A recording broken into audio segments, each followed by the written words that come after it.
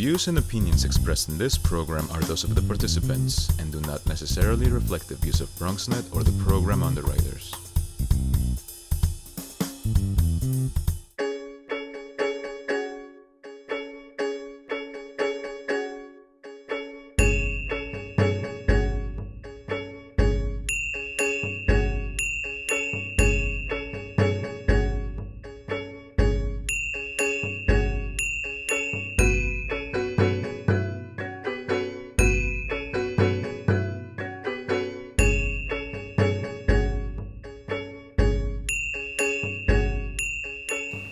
Γεια σας, this is Despina Afentouli and this is Modern Odyssey on BronxNet and beyond.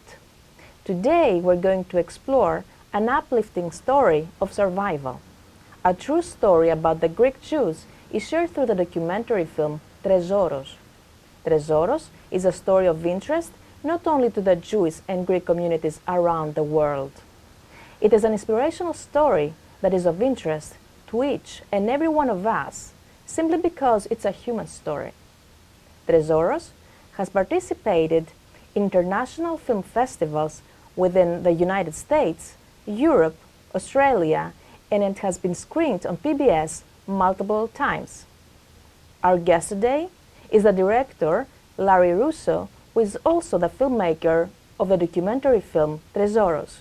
So, Mr. Russo, welcome to our show and thank you for having us in your offices here in New York. Sure, thank you. So, what does the film Trezoros mean? Trezoros, it's a Ladino term, Judeo-Spanish, comes from the Spanish tesoro, which is treasure. And so it was a term of endearment when we were growing up. Our mother, our aunts, los trezoros, it was just, our treasures. They would say to their children, their family. So this, we applied towards the heritage, the history that was, and all the people that they perished.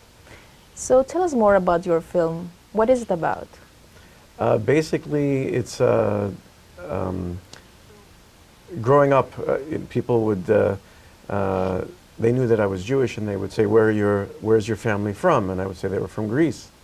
And they said, "Greece? I thought you said you were Jewish." I said, "Yes, there were Jews in Greece."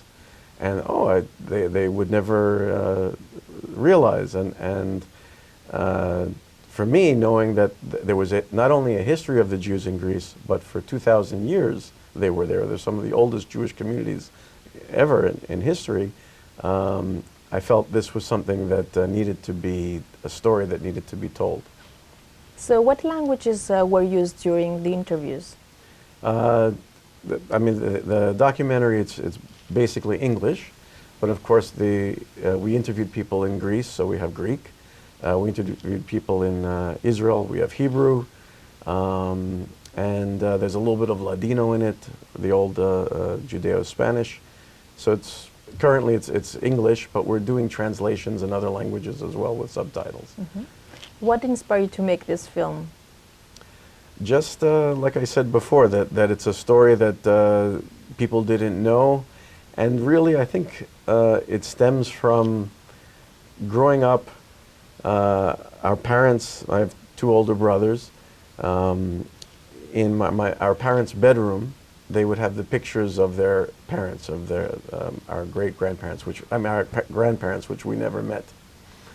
And one of the pictures that we use on the poster, it's of our mother's parents, and they look kind of dour and serious. It was their engagement photo. And I remember going in their bedroom and seeing this picture, like, I'm sorry, because you're asking me a question of something that is deep-rooted for me. You look at that picture of them dour, and knowing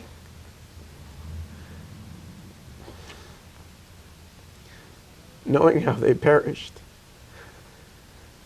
And after getting older and understanding everything that they went through, it affected me. It affected me in a way that they were looking out, basically, that this was a story that had to be told. And So since I'm a teenager and I learned about their fate and looking at that picture, I felt a responsibility to do something to tell that story.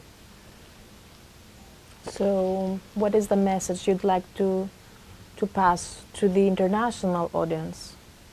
Just that the Jews of Greece were good people. They lived in many areas of Greece in harmony with the Christians, and they had good lives, and for 2 millennia. And it was wiped out in a matter of months during World War II, and it's a great loss, and it's a shame, and it's a story that should be not forgotten. So Robert Morgenthau, the grandchild of Henry Morgenthau, who was the American ambassador to the Ottoman Empire during the Armenian genocide, had said that if the world had reacted to the Armenian genocide, Hitler would have been reluctant to kill Jews. What do you think about this? Why is it important to tell these stories? Well, I mean, it's a large question as far as whether Hitler would have been more reluctant. I can't say. It's very possible. I don't know enough. I'm not a historical scholar to say one way or the other, but I believe clearly whenever there's injustice like the Armenian genocide and genocides that even go on today, that people should be aware of them and to stand up against them. Mm-hmm. You know, it's easier said than done. It's a very complicated world and a society.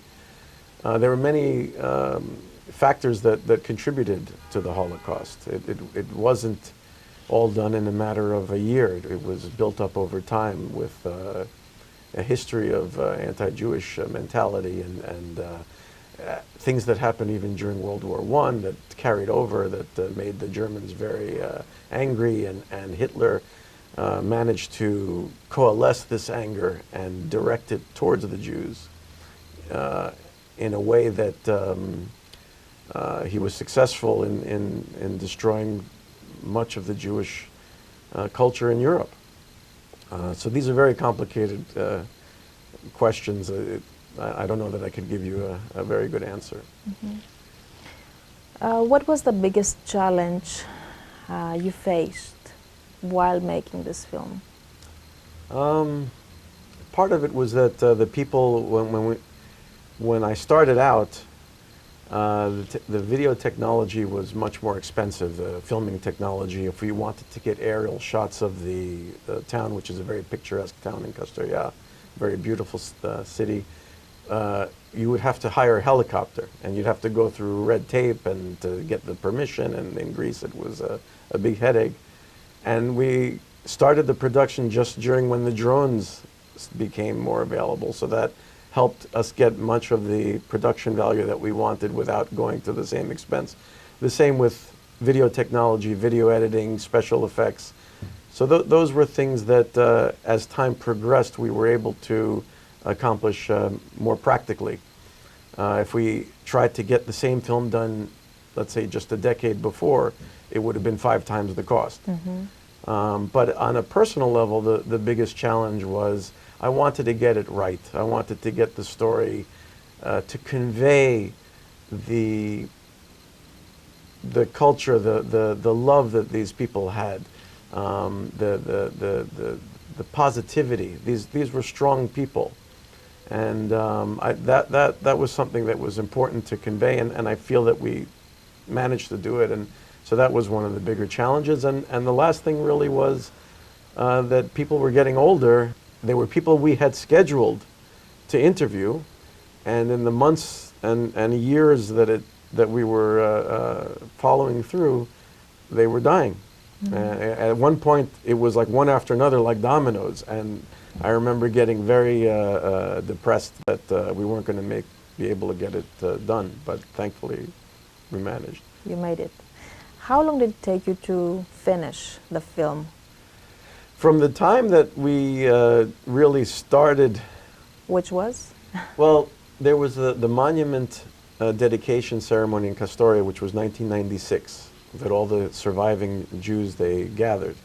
And that was the moment that I remember Marula from, who lives in Kastoria, Marula Gabesi, she even came to me, when are you going to make a movie about this? Because she knew I was in film production. And that was the first time that the idea came to make a film, but I had a Super 8 movie camera, I had a Video 8 camera just to do whatever interviews we could. It was very amateurish. So from that, if you consider that the beginning, it's more than 15 years. But from actual production, we started the new production with the HD cameras and new stuff around 2009, I believe, 2008. So it was about 10 years, I'd say. Can you tell us more about the sources you used for the documentary? Many of the sources were basically our mother, who knew a lot of, she was very close with the Jews and the Christians from Kastoria. She was friendly with everybody. She knew the names, who was connected to who. So a lot of it was our mother who basically said, this is a person you can speak with, this is a person you can speak with.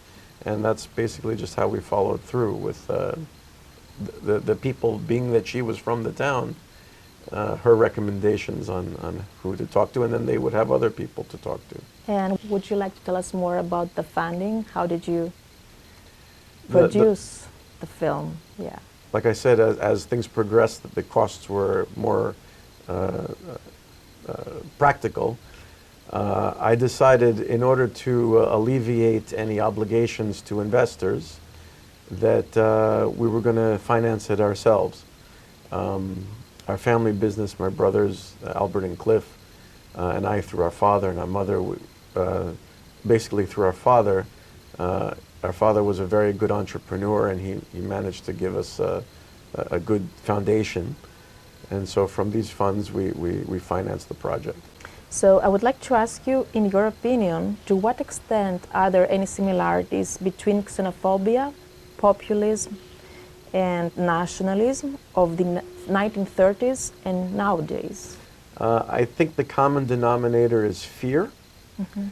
And I think that politicians and demagogues and certain dictators use fear to promote certain agendas, and different segments of the population react in different ways.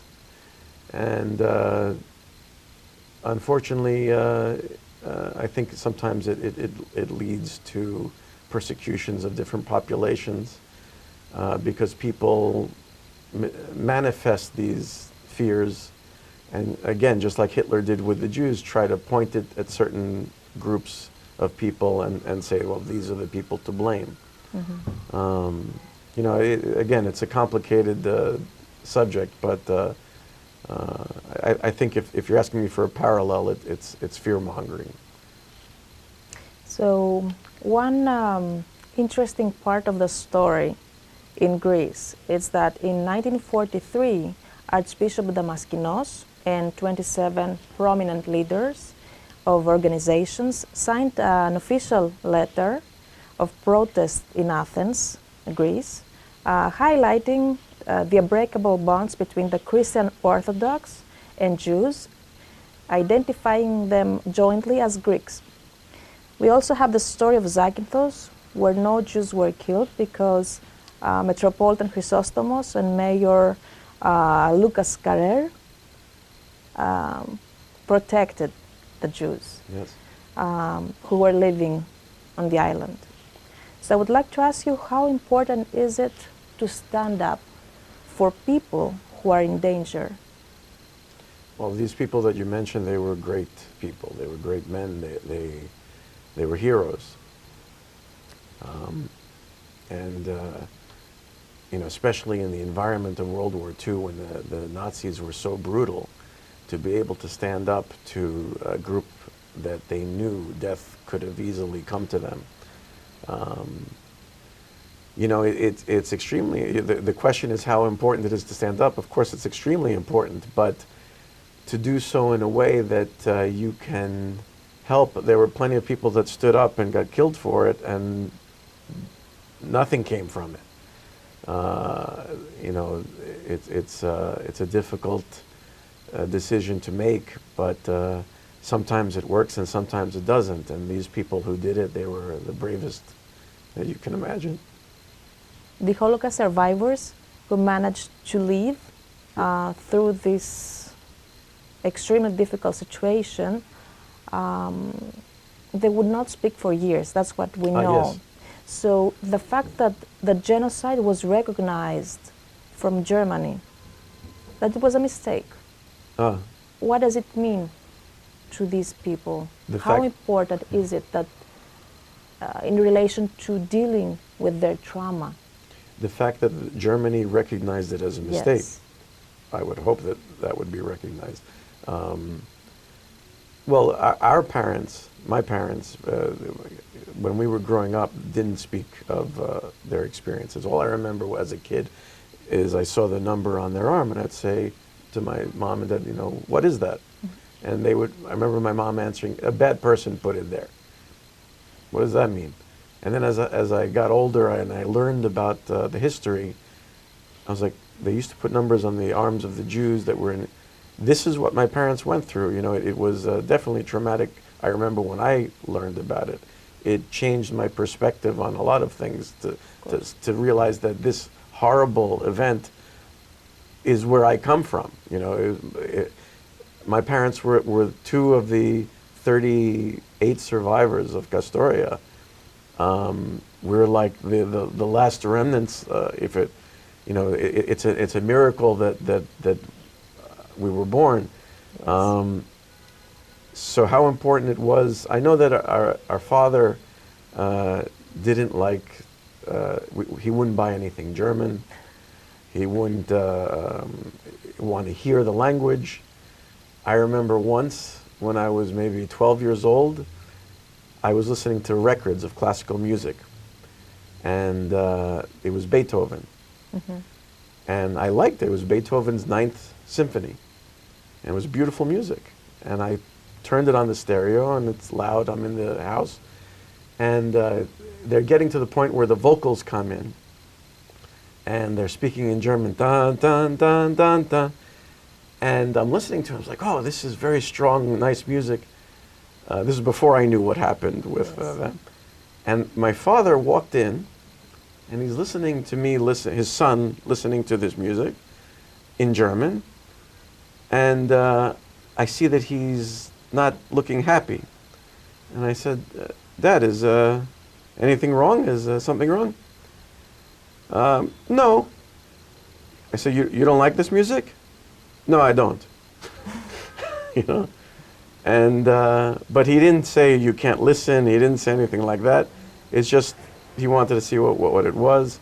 They never expressed what happened because, and they told me, they didn't want our lives to be affected by that negative history. Mm-hmm. They wanted us to have the best opportunities. Not every family was necessarily like that, but that's how our parents were. Mm-hmm. It is known that there is a Center of Studies of Jewish Heritage in Kastoria. Can you tell us more about it and how it relates to your film?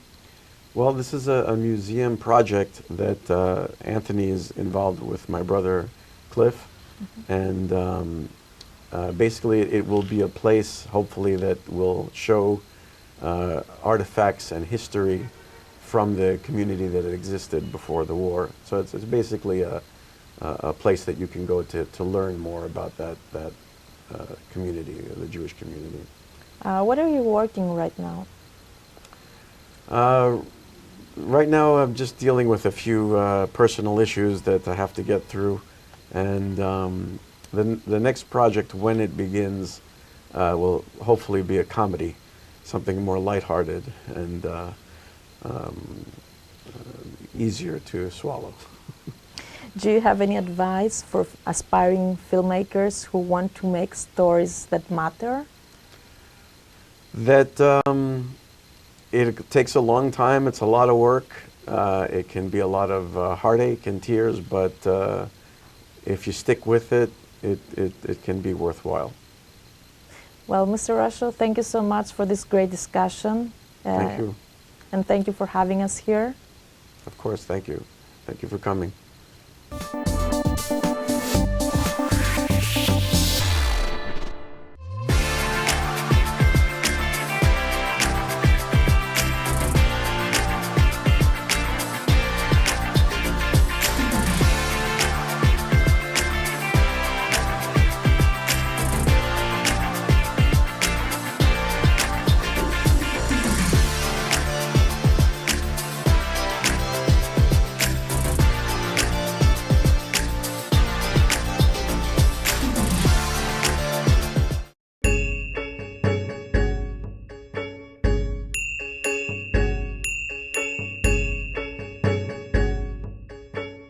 So who are in these pictures? Well, basically, this is a folder, that I made in Kastoria, because I'm preparing, a photographic exhibition of the community before and after the war, so people will get an idea what the community was all about.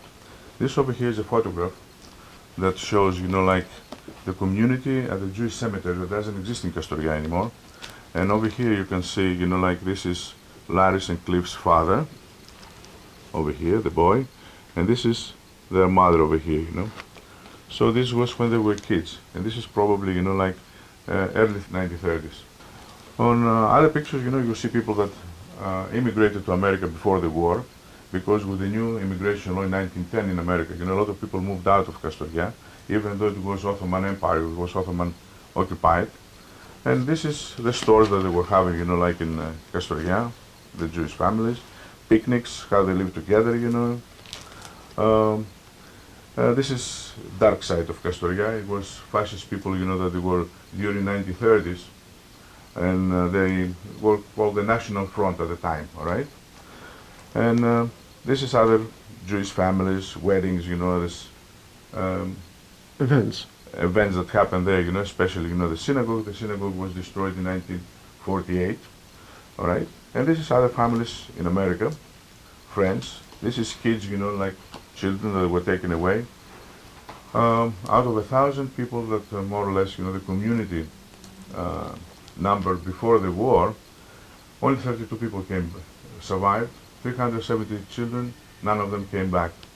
This is two of the original pictures, that this is where the community was taken together, from the Germans, and this is the German artilleries that came, to Kastoria, at the time.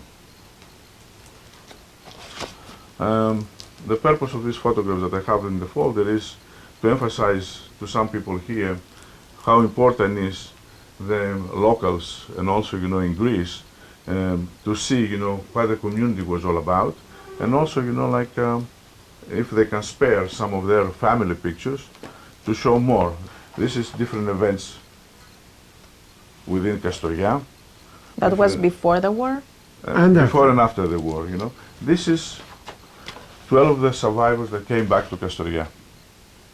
Because of all this that started with Larry and the documentary, we came about, to make two other things in Kastoria.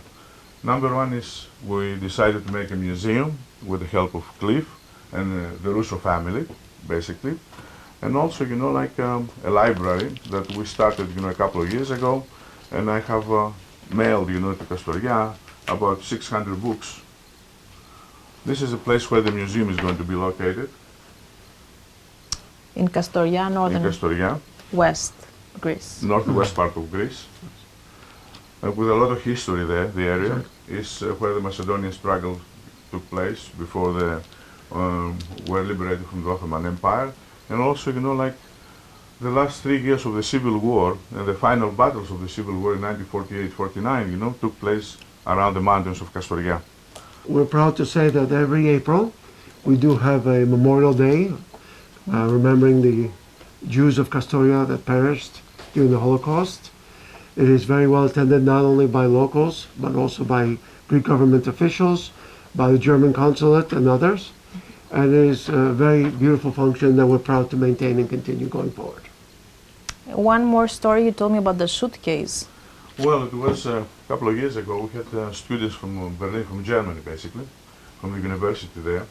It was like 20 to 25 people. And we thought, you know, in order to promote the idea of the museum there, to have a sort of called museum in a suitcase. So what I did, some of the articles that have been, and the artifacts that have been collected for the museum, I placed them in a suitcase, like this, all right, an old suitcase. And I said to the children that these items, it was a story, you know, like it was a Jewish lady that wanted to come to New York and get married here in 1944. But before she made it to America, the Germans got to Kastoria, so they took the whole community, so she had to leave behind her suitcase and whatever was inside. So going through the art, whatever was in there, it was some of her dresses, a National Geographic from March of 1944, her camera, you know, the shoes for her husband to be here in America, and other things, you know, her shoes, you know, personal stuff. We asked the students of the university to put themselves in her position and write a composition, write a presentation of how they will feel to be on her shoes. Some of them, they even draw the girl, all right? Some of them, they call them Rosa, some of them, they call them Rachel, all right? So, 25 different stories, and we presented this in Berlin. It's a big organization, though, that participates in 22 different countries. ISF is the name. International is in memory of the lost communities in Europe, Jewish communities in Europe. So it was a presentation given there, and they congratulate us for doing all this work, even though we don't have a community in Kastoria, and even though we haven't established a museum yet. And that's what we really want to do, you know, to remind people about the community, about the essence of these people, and what a message they can deliver, you know, as an education to keep our youth away from all these fascist ideas that now they deliver in Europe, you know, like from different politicians, especially, you know, in Austria, in Germany, in France, and in Greece, all right?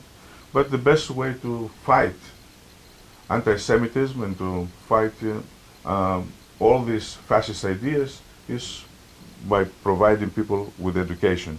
Fortunately, in the last few years, we've been able to show the documentary Trezoros to the community of Kastoria, and it's been extremely successful, and it's opened up their hearts to understand the trauma that the Jewish community went through. And that's why every year we do have a Memorial Day, and it's recognized by the Greek government locally and nationally, and it's well attended by members of different parliaments of different countries, especially the German and Greek governments. And for us especially, that we remember, it is a heartwarming and heartfelt moment. But nevertheless, we do it every year because we do have to remember, we cannot forget all those who perished, and of course, on top of everything else, the Holocaust, to, as we say in Greek, potexana, never again. Thank you so much for watching Modern Odyssey on BronxNet and beyond. I'm Dr. Despina Afentouli. Until next time, Yasas.